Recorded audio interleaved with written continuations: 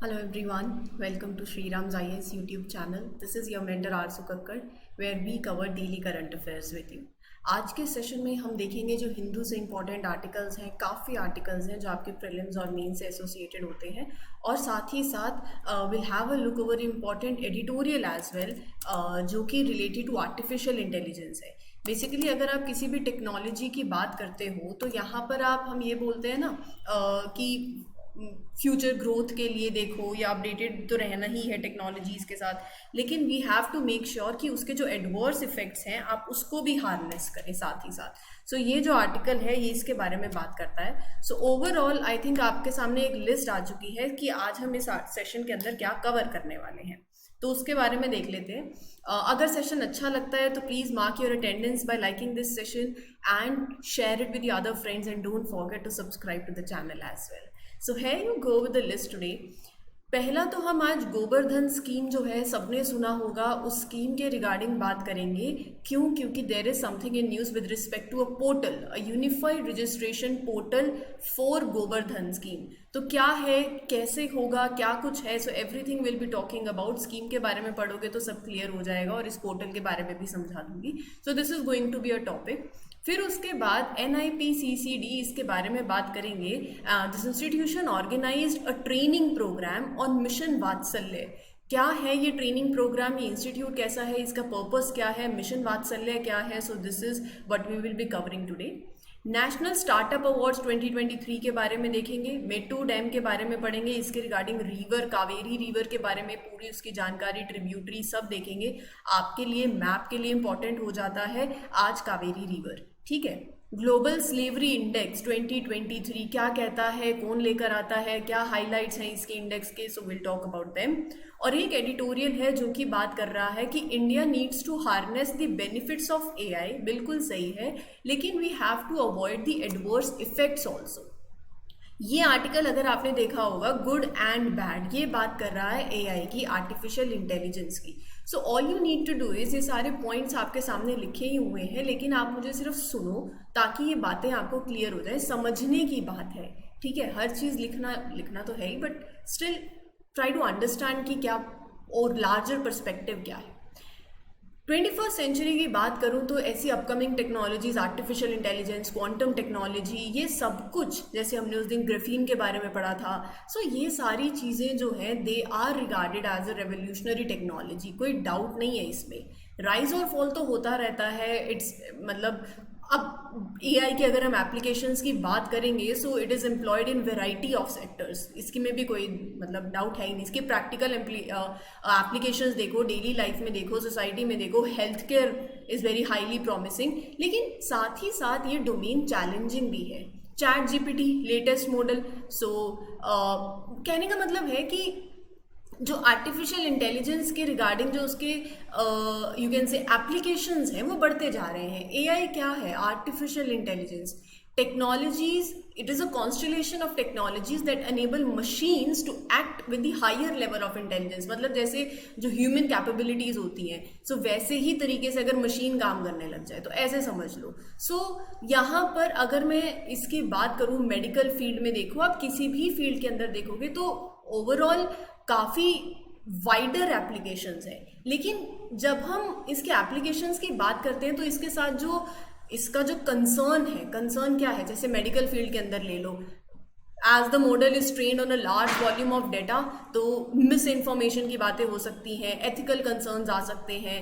सो AI basically article कहना चाह रहा है ओवरऑल कि आपको इसको तरीके से देखना पड़ेगा कि इसके जो सेंट्रल आइडिया है आपका वो तो पूरा हो जाए, लेकिन आज आर्टिफिशियल जनरल इंटेलिजेंस से क्या क्या थ्रेट है। कॉम्प्रोमाइजिंग ह्यूमैनिटी, मतलब it raises concern about the impact on fundamental elements of humanity. Unpredictable behaviour, AGI's ability to teach itself any cognitive task that human can do, ये भी एक challenge pose करता है। सुपर इंटेलिजेंस, क्योंकि it has the potential to rapidly surpass the human intelligence, तो ये भी एक सवाल खड़ा कर देता है। Lack of control, right, ethical dilemmas भी हैं, फिर यहाँ पर सिक्योरिटी रिस्क भी है। सो जब भी आप किसी टेक्नोलॉजी के साथ अपडेट हो रहे हो, अपग्रेड हो रहे हो, उसके पर्पस तो साथ साथ बिल्कुल देखो, लेकिन जो उसके साथ थ्रेट आता है, सिक्योरिटी थ्रेट है, उसको भी आप नज़रअंदाज नहीं कर सकते हो। सो ओवरऑल अगर मैं बात करूं तो यहाँ पर आपको देखना पड़ेगा, you have to address the global impact of it, you have to ensure ethical और रिस्पॉन्स। अगर आप एआई में काम कर रहे हो ठीक है, लेकिन that should be ethical, responsible AI development ensure करना बहुत ज़्यादा ज़रूरी है। मतलब चीज़ें एक रिस्पॉन्सिबल मैनर में हो, चीज़ें ट्रांसपेरेंट मैनर में हो, ह्यूमन राइट्स को आप सेफ गार्ड करो, ये बेसिकली आर्टिकल कहना चाह रहा है, राइट? मतलब ऐसा कुछ भी नहीं हो that is creating harm to individuals और communities. So promoting fair and equitable access to AI tools, global governance can, अगर मैं ग्लोबल गवर्नेंस की बात करूँ, good governance at the global level, it can help bridge that digital divide also, right? So all these things need to be taken care of. International cooperation भी यहाँ पर बहुत ज़्यादा ज़रूरी है टू एड्रेस द चैलेंजेस। कोई भी आज के टाइम पे इमर्जिंग टेक्नोलॉजी आ रही है इंटरनेशनली, जैसे आप साइबर स्पेस को रेगुलेट करो, ट्रेड रेगुलेशंस, और यहाँ पर global framework for AI ethics, ethical standards for data use, तो ये सारी चीज़ें जो हैं किसी भी टेक्नोलॉजी के साथ अगर आती हैं तो इंडिया के पॉइंट ऑफ व्यू से भी बात है, लेकिन ओवरऑल भी बात है। और ओवरऑल में बात करूं तो जैसे G7 हो गया, so there has been growing consensus on establishing like regulatory regime for creating and using AI. मतलब G7 की बात करूं, so G7 proposes to set up working group for this purpose, and EU is also formulating regulations artificial intelligence को लेके। तो countries जो हैं they are looking to regulate the basic design of AI apps, ताकि उसका misuse नहीं हो, right? China has introduce controls on the AI development, तो हर एक कंट्री कर रही है। इंडिया का स्टैंड क्या है? इंडिया का भी इसी के रिगार्डिंग ये स्टैंड है कि यहाँ पर एआई सर्विसेज जो हैं वो लार्जर सिस्टम को सर्व तो कर रही हैं, लेकिन इस इंडस्ट्री के साथ साथ we have to improve the chances कि कोई थ्रेट नहीं हो। So that goes ahead in this article. सो यहाँ पर भी यही बात करी हुई है कि आज एआई क्या कर रहा है, एडवांस्ड और ह्यूमन इंटेलिजेंस को मिमिक कर रहा है। कंसर्न्स हैं उसके मिसयूज के, कंसर्न्स है कि क्या रियल है क्या फेक डाटा है that is created by AI, यही नहीं पता चलता है। तो AI includes its potential misuse and it should be taken seriously, treated as a global priority, right? Similar to other, जैसे बाकी आप न्यूक्लियर वॉर को, आप पैंडेमिक को एक बड़ा रिस्क समझते हो, इसको भी वैसे ही समझना पड़ेगा आपको, ठीक है? क्योंकि अगर डिसऑनेस्ट इंफॉर्मेशन हो गई that can be harmful. So there are specific concerns that are related to AI. Transparency का कंसर्न है, कॉपीराइटेड डेटा यूज हो सकता है, ह्यूमन डिग्निटी का कंसर्न है, प्रिवेसी का कंसर्न है, प्रोटेक्शन अगेंस्ट फॉल्सिफाइंग इंफॉर्मेशन, ये कंसर्न है। तो यहाँ पर कोई रेगुलेशंस नहीं है, अब ये रेगुलेशंस बहुत ज़्यादा ज़रूरी हैं जो कि इन कंसर्न्स को एड्रेस करें। तो it is important for the government, मैं ग्लोबल भी बात कर रही हूँ और इंडियन गवर्नमेंट के पर्सपेक्टिव से भी, कि आपको यहाँ पर अब प्रोएक्टिव मेजर्स लेने पड़ेंगे कि जब आप किसी टेक्नोलॉजी का अच्छा इस्तेमाल कर रहे हो एक बेटर साइड पे, तो उसके कंसर्न्स को देखते हुए you have to regulate it as well. चीज़ों को बैलेंस आउट करना होता है ना, जहाँ एक तरफ अगर बहुत अच्छा हो रहा है तो साथ साथ उसके साथ जो उसका सेकेंड फेज आता है तो वो भी आपको मालूम होना चाहिए, और you have to balance out, you have to take actions, क्योंकि ये क्रूशियल भी है, क्योंकि एआई का नेगेटिव इम्पैक्ट भी पड़ सकता है। फिर वो देर आए दुरुस्त आए वाली बात ना हो, ठीक है? चलिए अगला आर्टिकल जो है वो बात कर रहा है unified registration portal for Govardhan. अब यहाँ पर ये पोर्टल, मैं ना ये आपको जो पूरी इन्फॉर्मेशन है ना ये एज इन पहले समझा देती हूँ पूरा आर्टिकल क्या है, फिर मैं लाइंस पढ़ूंगी तो आपके लिए क्लियर हो जाएगा। तो जो यूनियन मिनिस्टर फॉर जल शक्ति हैं उन्होंने लॉन्च किया एक नया platform that is unified registration portal, जिसकी हम बात कर रहे हैं for Govardhan. Unified registration portal for Govardhan is a special website, ऐसे लगा लो, that has been created by the government of India. एक ऐसा प्लेटफॉर्म है जहां पर लोग आके रजिस्टर कर सकते हैं, they can participate in this programme that is called as Govardhan. अब क्या है गोवर्धन, तो पहले तो यही समझ लो, हम सबको पता है गोवर्धन, जिन्हें नहीं पता है वापस से बता देती हूँ कि गोवर्धन एक स्कीम है, सिंपल टर्म्स में बताऊँ, जिसका एम क्या है, जो कैटल डंग या ऑर्गेनिक वेस्ट होता है, you use it for beneficial purposes, तो उसको प्रमोट करें यहाँ पर। सो हमारे देश में we have lots of cows, buffaloes, other animals that produce dung, तो वो डंग को वेस्ट ना जाने दें, and governments want to encourage people to use it in a very useful manner. जैसे आप उसको डंग को कलेक्ट करके you can convert it into biogas, organic fertilizers, बहुत से वैल्यूएबल प्रोडक्ट्स में कर सकते हो आप convert.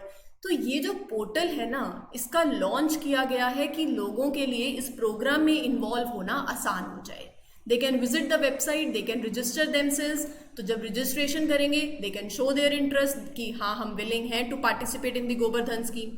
So this portal will provide important information and resources to the people who want to learn more about it, how to collect dung, how to use it. So एक one stop platform लगा लो जहाँ पर आपको गोवर्धन के regarding सारी information मिल जाएगी और लोगों के लिए कन्वीनियंट हो जाएगा। So this portal will serve as centralized repository for assessing investment and participation in the biogas. इसका ऑब्जेक्टिव यही है कि सीबीजी बायोगैस प्लांट्स को सेटअप करने के लिए जो प्रोसेस है वो ज़्यादा स्ट्रीमलाइन हो जाए, जहाँ पर this portal allows any government, cooperative, private entity operating और इंटेंडिंग टू सेटअप, अगर इन्हें ऐसा कुछ सेटअप करना है तो they will be obtaining a registration number by enrolling into this portal. तो इस पोर्टल के after registration you will have multiple benefits और आपको डिपार्टमेंट से, सरकार के मिनिस्ट्री से बहुत सपोर्ट मिलेगा।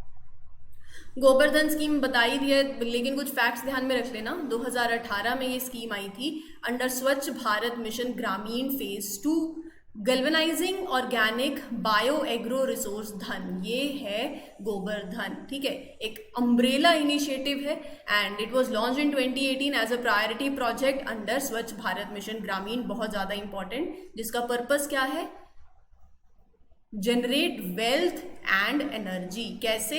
Bye converting cattle dung, agricultural residue and other organic waste into biogas, CBG and bio fertilisers. तो मतलब आप वेस्ट को वेल्थ में कन्वर्ट कर रहे हो, जनरेट कर रहे हो, ऐसा अप्रोच लगा लो। एंड मिनिस्ट्री कौन सी एसोसिएटेड है? Department of drinking water and sanitation, ministry of जल शक्ति। ठीक है, क्लियर हो गया?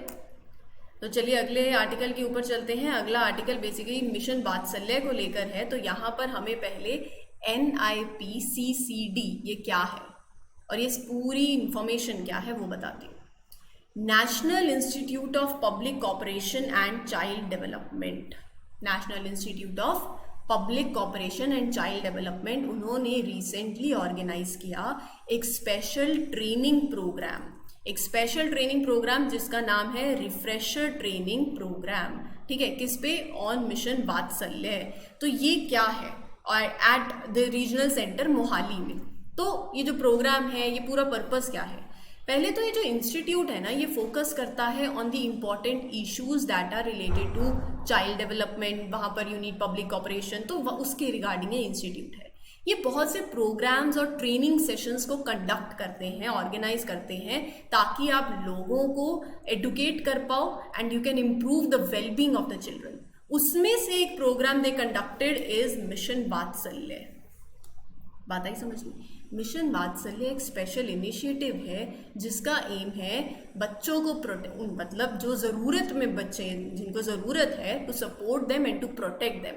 तो वात्सल्य फोकस करता है केयर और असिस्टेंस देने की टू द चिल्ड्रंस जो कि डिफिकल्ट सर्कमस्टांसेस फेस कर रहे हो या किसी वल्नरेबल सिचुएशन के अंदर हो। अब हुआ क्या है, टू मेक श्योर कि जो लोग इन्वॉल्व है मिशन वात्सल्य के अंदर वो वेल प्रिपेयर्ड हो, वो वेल इक्विप्ड हो, उनके पास अच्छी नॉलेज और अच्छे स्किल्स हो। तो NIPCCD ने ऑर्गेनाइज किया ये रिफ्रेशर ट्रेनिंग प्रोग्राम। ये बातें जो है ना, ये मैं आपके लिए पढ़ दूंगी 2 मिनट के अंदर, पहले सुन लो। ठीक है, तो इस प्रोग्राम के दौरान पार्टिसिपेंट्स जो हैं they will learn about various aspects of mission Vatsalya. They received like refresher courses which means they reviewed, they reinforce their understanding of कि मिशन का गोल, मिशन की स्ट्रैटेजी, मिशन एक्टिविटीज़ क्या क्या है यहाँ पर, राइट। इन्फॉर्मेशन के साथ उनको अपडेट करवाया, नई टेक्नोलॉजीज़ को आप कैसे इफेक्टिवली यूज़ कर सकते हो इन हेल्पिंग द चिल्ड्रंस। तो ये ट्रेनिंग प्रोग्राम का पर्पस है। अब पढ़ो मिशन वात्सल्य। तो मिशन वात्सल्य is a scheme is a roadmap to achieve development and child protection priorities aligned with sustainable development goals SDG। Main focus mission Vatsalya का ये है to make sure the rights of children are protected. Right क्या है? Right to be safe, right to be healthy, educated, treated with respect. तो ये scheme का purpose यही है to create awareness about child rights. Right? तो ये scheme का पर्पस है, and advocate for their protection as well. इसका मतलब people will be informed about the children's right, they will work together to make sure they are respected and fulfilled also. So another important aspect of Mission Vatsalya scheme is to strengthen the system of juvenile justice, right, and care and protection. इसका मतलब if a children is in a difficult situation या फिर कोई बच्चा face कर रहा है कोई किसी भी तरीके का abuse और harm, there will be proper system in place to help them, to protect them. तो स्कीम का मोटो क्या है? Leave no child behind. मतलब हर एक बच्चे को आपको इक्वल अपॉर्चुनिटी देनी है और सपोर्ट देना है to grow and succeed in life. तो जो मिशन वात्सल्य स्कीम है, it is build upon juvenile justice care and protection of children act 2015 and protection of children from sexual offences act 2012। So ये act basically provide करते हैं basic framework, guidelines, कैसे आप इस mission को इम्प्लीमेंट कर सकते हो। They outline the laws, the procedures that are needed to follow to ensure the safety and wellbeing of a children. अब ये सब ईजी होने वाला है। मिशन वात्सल्य के कंपोनेंट्स क्या हैं? स्टैट्यूटरी बॉडीज़ की फंक्शनिंग को इम्प्रूव करना, strengthening service delivery structures, upscale the institutional care, encourage non institutional community based care, emergency outreach services जिनकी मैं सारी बात कर चुकी हूँ, ट्रेनिंग, कैपेसिटी बिल्डिंग जो अभी बात करी। तो स्कीम एक सेंट्रली स्पॉन्सर्ड स्कीम है। It came in 2021-22 WCD women and child development ministry की है। रही बात NIPCCD की, national institute of public operation and child development, इसका हेडक्वार्टर है न्यू दिल्ली के अंदर। ये भी it functions under the aegis of women and child development ministry. Objective क्या है? To develop and promote voluntary action in social development, ऐसे measures develop करना for coordination of governmental and voluntary, मतलब सोशल डेवलपमेंट की बात करता है यहाँ पर। आप ऐसे प्रोग्राम्स को प्रमोट कर रहे हो जो कि चाइल्ड डेवलपमेंट के पर्पज से हैं, and you are organising children's programmes through governmental and voluntary efforts. ठीक है, क्लियर हो गया? क्लियर? अब चलते हैं अगले आर्टिकल की तरफ, जो कि है नेशनल स्टार्टअप अवार्ड्स 2023 को लेके। अब यहाँ पर ना all you need to do is, जो भी मैं करवा रही हूँ इनको, जैसे अब सैटरडे हो गया है, आज सैटरडे है ना, हाँ सैटरडे है, तो अब आपको क्या करना है, कल संडे है, लास्ट वीक में जितना भी आपने इंपॉर्टेंट आर्टिकल्स कवर किए हैं, मेक श्योर कि आप उनकी रिवीजन कर लें। ये पूरे हफ्ते में जो भी किया है एक बार रिवाइज कर लोगे ना, तो चीज़ें आपके माइंड में बैठ जाएंगी। और जैसे मिशन वात्सल्य हो गया, ये आप लिंक कर सकते हो with GS paper 2 as well. जब आप एक आंसर लिख रहे हो, डेली आंसर लिखो और ये चीज़ों को उसमें ऐड करो। इसके इंपॉर्टेंट पॉइंट्स नोट डाउन कर लो कि गवर्नमेंट क्या कर रही है, आप वे फॉरवर्ड में मेंशन कर सकते हो। एक तो आंसर राइटिंग डेली करा करो, और दूसरी बात, अब संडे के लिए मेक श्योर कि आप ये करो कि जो भी आपने किया है, चाहे आपके एडिटोरियल्स हो, एडिटोरियल से जो आपने पॉइंटर्स निकाले हैं वो पढ़ लो, और जो ये आर्टिकल्स हम करते हैं जो प्रीलिम्स और मेंस दोनों की अप्रोच लेकर चल रहे हैं ना, तो ये सारे आर्टिकल्स को एक बार वापस से रिवाइज कर लो।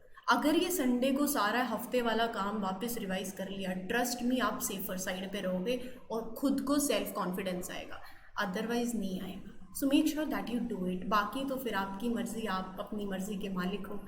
ठीक है, चलिए बात करते हैं नेशनल स्टार्टअप अवार्ड्स की। DPIIT, Department for Promotion of Industry and Internal Trade, has extended the deadline for submission of applications for National Startup Awards 2023 to 15th June। हमारे लिए इम्पॉर्टेंट है नेशनल स्टार्टअप अवार्ड्स के बारे में जानना। National startup awards 2023 focus करते हैं country के अंदर जो इनोवेशन हो रही है उसको सेलिब्रेट करा जाता है। It is in line with the vision that is India at 2047।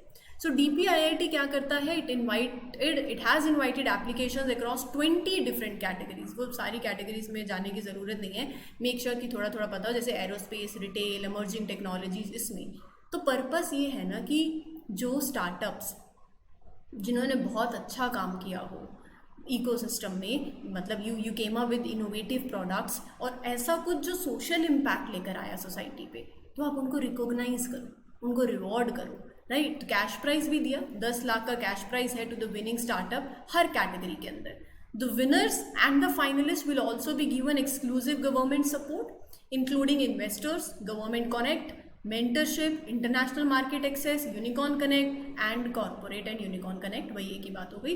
तो ये सब भी उन्हें दिया जाएगा। And national startup awards were launched in 2020। ठीक है, ध्यान में रखना।